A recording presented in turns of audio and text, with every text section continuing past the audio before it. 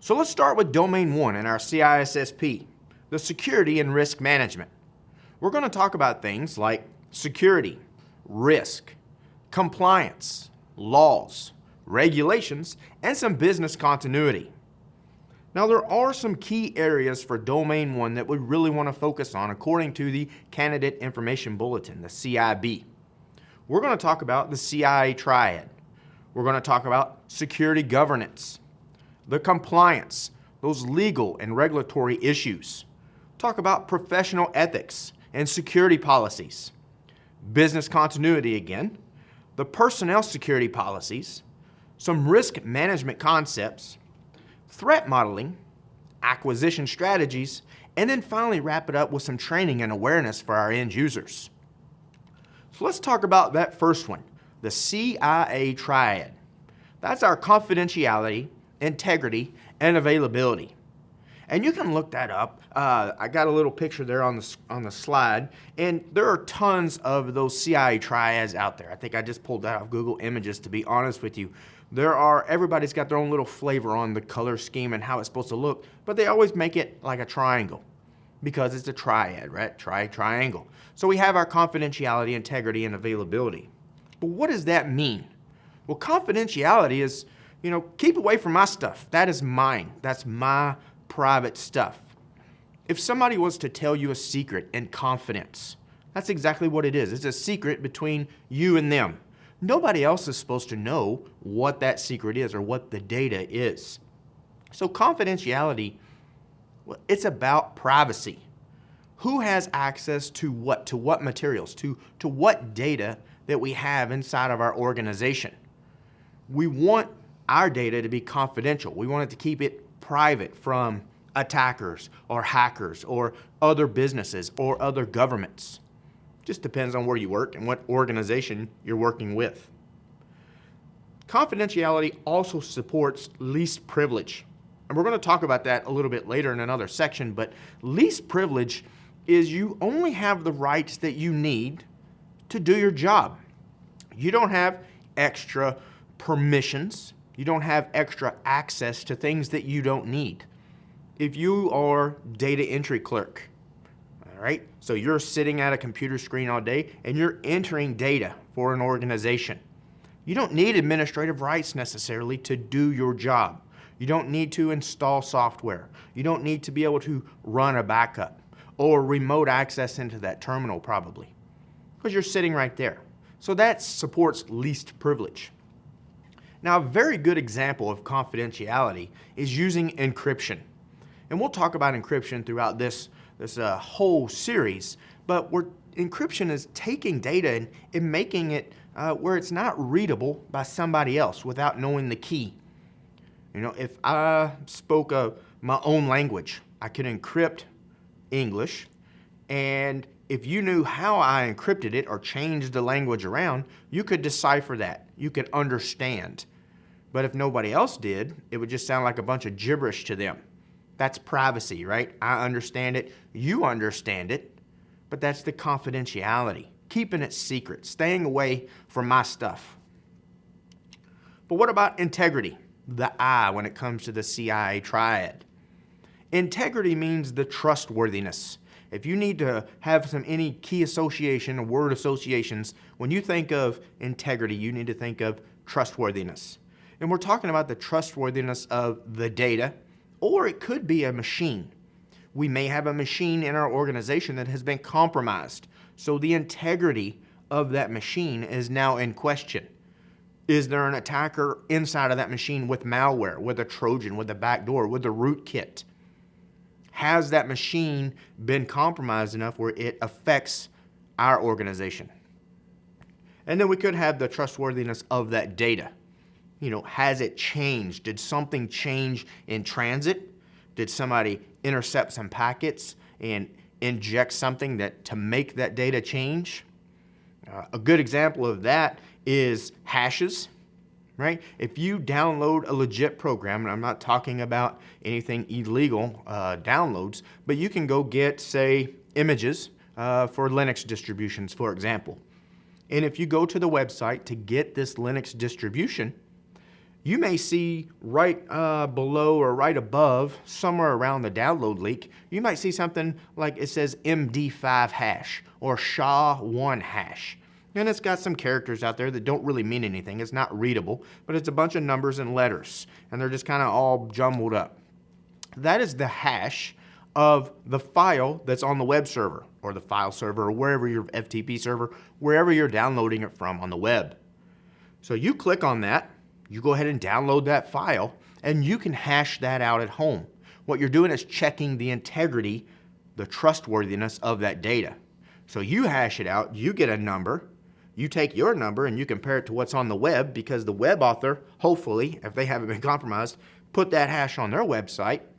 And if they match, then you know the trustworthiness is good. The integrity of that file is good. But if it doesn't match, maybe the web server was compromised.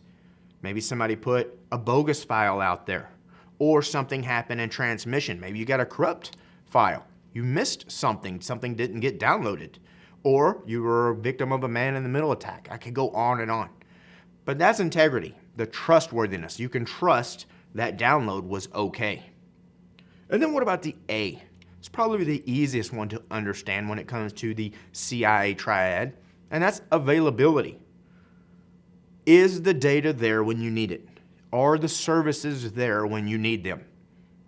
If you have a cloud provider, let's say you have services in the cloud that you're the customer, right? You're going to have an agreement with that provider of when your services are going to be there. Are they always available? 100% uptime is not really feasible. I've had many discussions with other IT pros, security professionals. We've kind of come to the consensus it's not possible, because if you're down for 1 second, that's not 100%. I don't care how many nines you have after the decimal spot, it's not 100%. So most of the time that's unfeasible. Probably heard of the 5 nines or the 6 nines. Are you going to be up 99.999% of the time, or 99.9999% of the time? Was that 6? Right? So the 5 nines or the 6 nines. That's what you say. I'm going to be up almost 100% of the time. I think like the 5 nines is like 30 minutes a year is the downtime you can have, and the 6 nines is like 5 minutes a year. Well, that's not very long for 365 days. So that's a pretty good goal, right? But that's availability. Is it there when we need it? If I was to get on my cloud provider and try to check my web-based email, is it there? Is it available to me all the time, or almost all of the time? What's the number one threats to our availability? If you think about that, are you there, is DOS attacks, a denial of service attack. And we're going to talk about that one a little bit later too. Could be a denial of service, could be a distributed denial of service, right? Those DDoS attacks you may hear about. If I'm constantly flooding you with information and you can't service any more requests, well, that affects the availability of your services.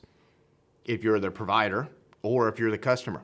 If I'm the customer and I can't get to my cloud services or my shared services or whatever you want to call them out there because somebody else is inundating you with tons of data, I can't get my stuff.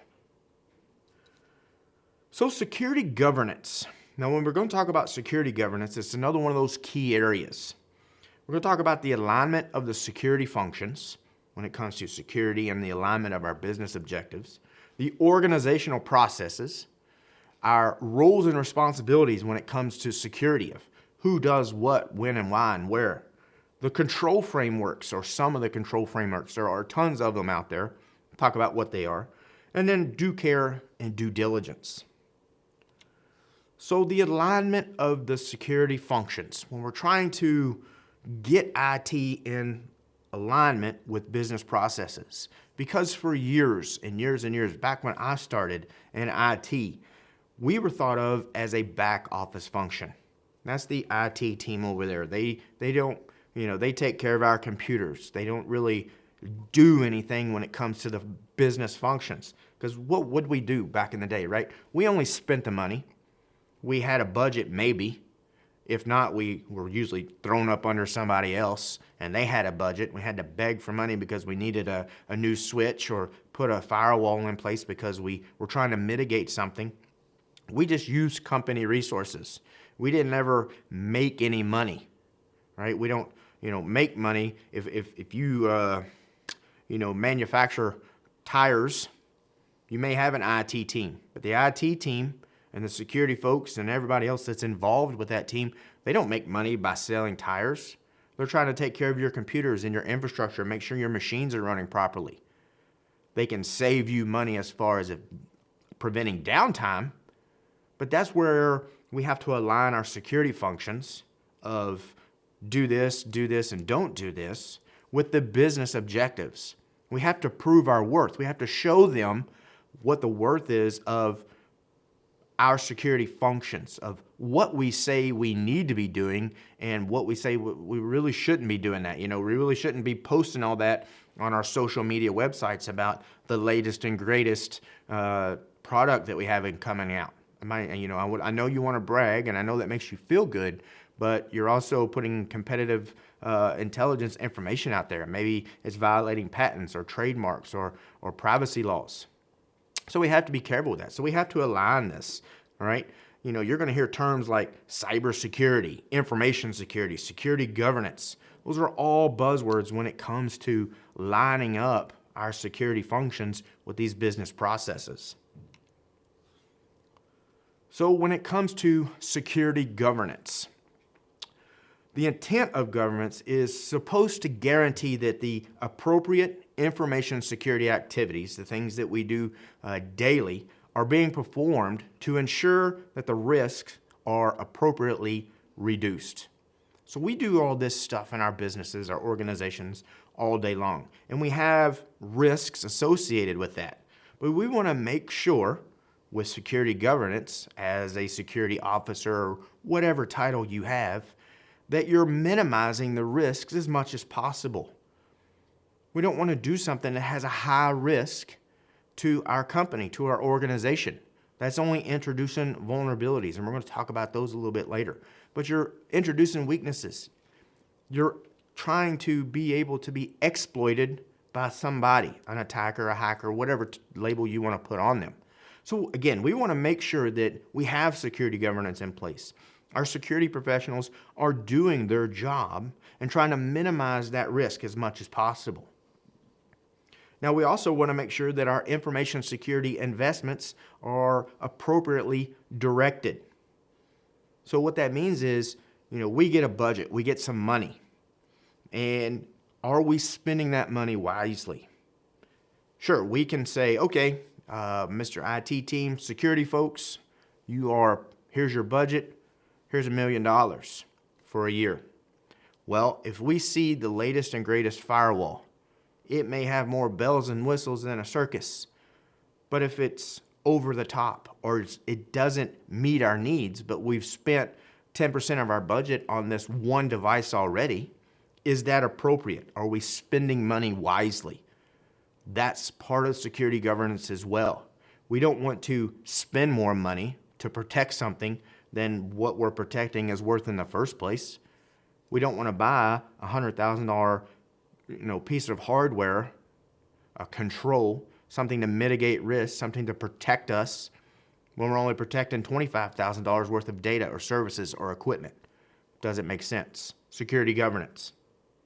We want to make sure that executive management has visibility into the program, and we need to make sure they're asking questions to determine that effectiveness of the program. We have to get them involved. We need executive or upper management buy-off on what we do. Again, it goes back to proving our worth, proving that we do know what we're doing when it comes to security, when it comes to security governance, that we're not going to, have smoke and mirrors, say, well, we really have to have this, and we start talking in a bunch of technical terms that they might not understand, and now all of a sudden, the flux capacitor is out, and we need this because the laser's on the fire. All that's not going to make sense to them. And it might sound cool. We make it sound amazing because we want this. But do we need it? That's where security governance comes in. So we want to line up our information security management with the missions, the goals, and the objectives of the organization. That's the alignment of those security functions. All right, we want to make sure that what we say needs to be in place meets the goals of the organization. We don't want to choke off the objectives or choke off the mission and goals of our organization because we're so strict with our security governance or so strict with our security, procedures and policies that we may have in place. We want to make sure that the business can continue to flow and continue to make money, because that's going to be the bottom line that drives management. So they need to continue doing what they're doing, but at the same time, we have to interject ourselves to make sure that everything is properly secured, that we're not leaking information, that we don't have, PII getting out there. We're going to talk about that a little bit later too. That's that personal information. We got to make sure that everybody's following the right policies, password policies, web use policies, social media policies. All right, there's tons of things that we have to do to align our security functions. And that's all this whole book is about, really, is making sure that information security management, or your job as an ISO, security officer, or security manager, whatever title you have, lines up with the business objectives. We can make assessments on risks and mitigation techniques, and then we want to communicate those, again, to executive or upper management. Now, the higher we can get it up the chain, the better, all right? Because we need to be heard, properly and effectively. If we're way down here on the chain and we just have to tell a team lead, what if that team lead doesn't have good rapport with somebody on upper management or the board or the CIO or CEO or the COO? One of those C-class levels, right, that's what we strive for. But what if they don't have a good rapport? What if we say we need this because of X, Y, and Z, and it's totally legitimate. We're staying within budget. It is reasonable, and we need this control put in place to mitigate a particular risk. What if they can't communicate that up? Something's going to happen. Something bad may happen.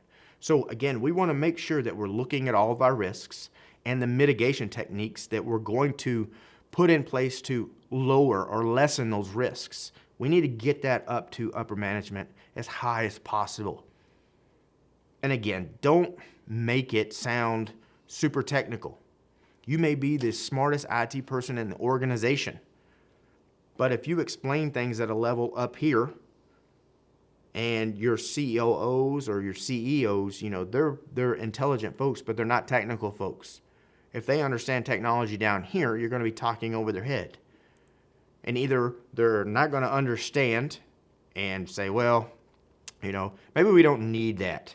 Or they halfway understand and they're going to tell you, we don't need that, or that's too much money, or come up with another plan, because you can't communicate on their level.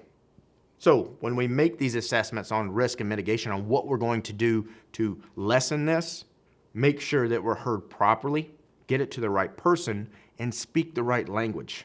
And I don't mean English, French, or Italian. Speak the right technical language. Bring it down on their level. Now, when it comes to organizational processes, we know, or you may not know, businesses don't always stay the same.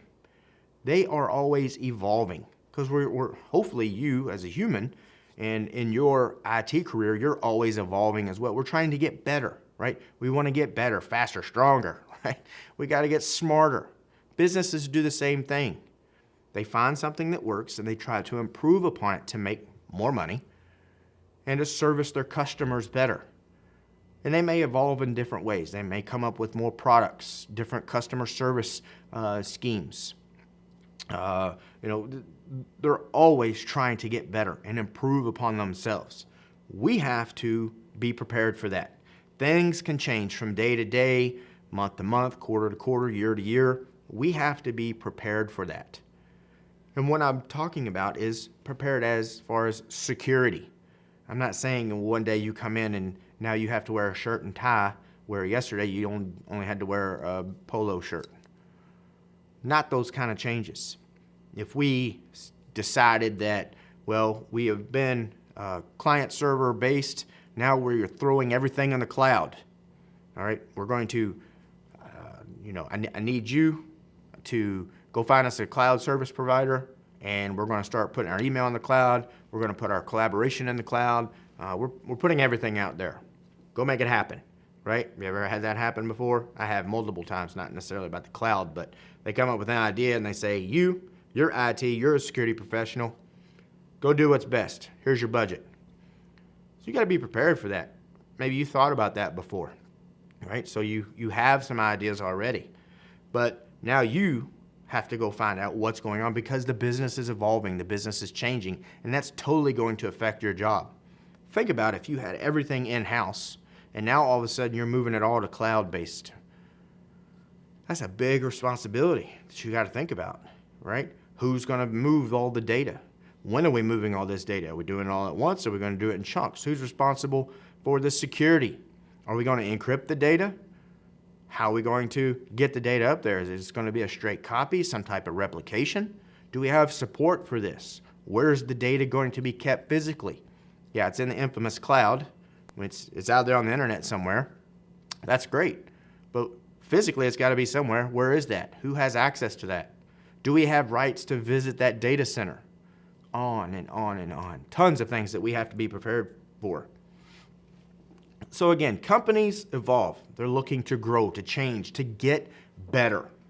We, as security professionals, we have to be able to adapt and adjust to meet those needs.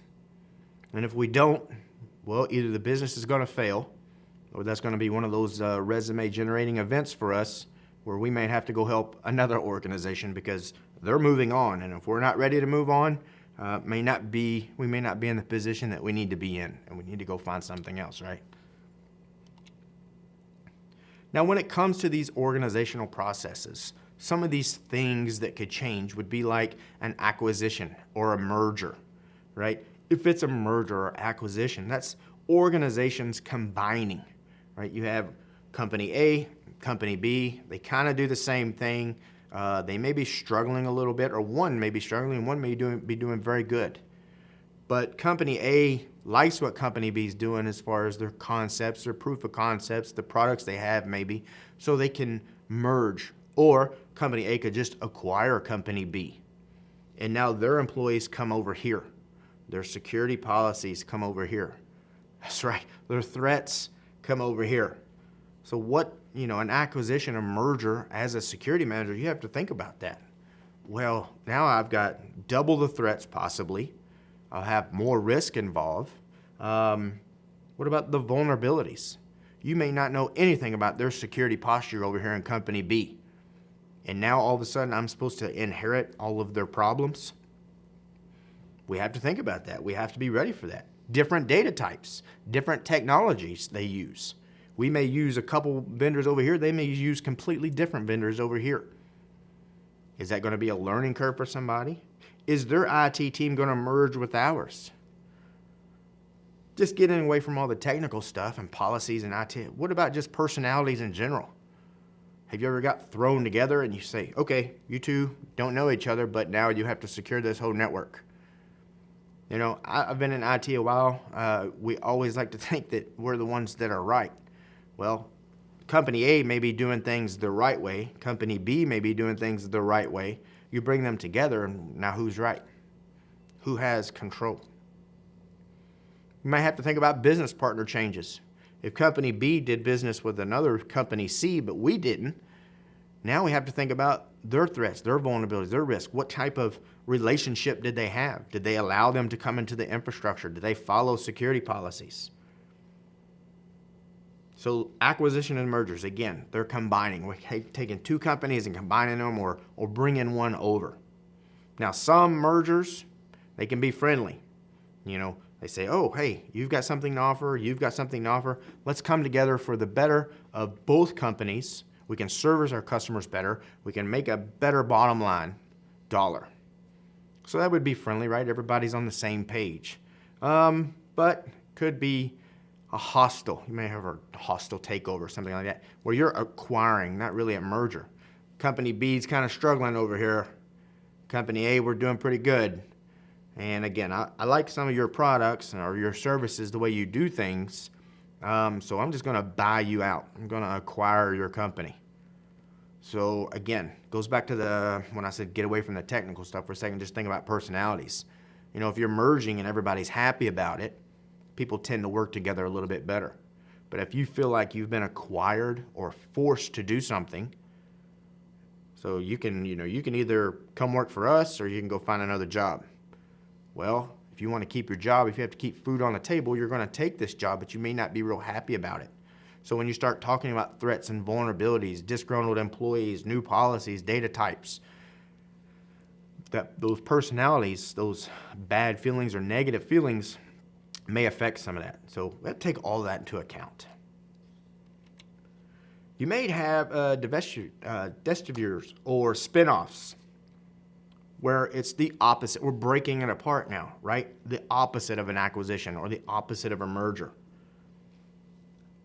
That may involve spinning off part of the organization or possibly a complete liquidation of an existing organization. So now we're going the other way. And as a security professional, what does that mean for us? Well, do we have data loss? We have a company here, and we've gotten so large, and maybe we're in those business silos. Maybe you've heard of that. And this silo is doing its own thing, and it's doing great, and this silo is doing its own thing and doing great. So we might spin it off. And now this is its own little company, and this is its own little company. But did we lose any data when that happened? Surely they communicated somehow being in their own company, but do we have data loss? Did some of the data that this silo used is in this silo? So did we lose that information? Think about threats opened by IT holes, right? If we spin off, or if we break up, well, IT jobs may be lost. Did we lose any security analysts? Did we lose any developers that were, good as far as when it came to security? Do we have those holes there? Did somebody just say, well, I don't want to do this, I'm going to retire? Maybe it was time for them, right? Did that leave a hole in IT? And now we have to bring in an intern or somebody that doesn't understand our security posture. So we may have threats opened by those IT holes, security holes by people or those services like I mentioned. Maybe they're missing now, and we have to plug those holes in, right? We don't want Swiss cheese. We want a solid piece of cheese. We don't want those security holes in there. We want to plug those holes up so those threats aren't coming in. Because those holes, right, we haven't talked about this yet, but you may very well know this, is, those are vulnerabilities. Those are weaknesses introduced into our infrastructure now. And we don't want that. We don't want vulnerabilities. We want to try to plug as many holes as possible to minimize our risk. Could have governance committee. Now, these folks are responsible for recruiting and maintaining the governance board for, say, a particular company or for a particular organization. These guys are responsible for determining any missing qualifications and characteristics needed to enhance the efficiency and effectiveness of our board. So we need to make sure, try to help them, ensure that the committee understands at a pretty high level, we don't have to get way down in the weeds, but at a high level, the importance of information security and the importance of risk management. Again, and I'm probably going to say this through every domain, we have to know our audience. We have to talk on the right level. If I'm talking to another security professional, I can use technical terms. I can use security terms. If I'm talking to upper management that understands business processes and mergers and all that business stuff, I don't want to talk at a technical level, just like I don't want him talking to me about business and banking and all the processes, because I may not understand all of that. I'm a technical person, and they're not. So know your audience. So again, that high level. We want to ensure that the committee recruitment exercises for new board members include requirements for information security, risk aptitude as well. When it's needed, it's not always needed, but we need to make sure that they understand that. And maintain a working relationship with these committee members. Establish that rapport. We also want to be available to respond to specific risks, privacy, and information security questions that they may have. Again, that's what we're there for. They rely on us for security, for IT security, data security, network security, whatever type of security, encompassing security of the whole building. They rely on us for that. We have to be there, ready to go to answer any questions, because again, we're down here. We're the technical folks. they're not so technical sometimes.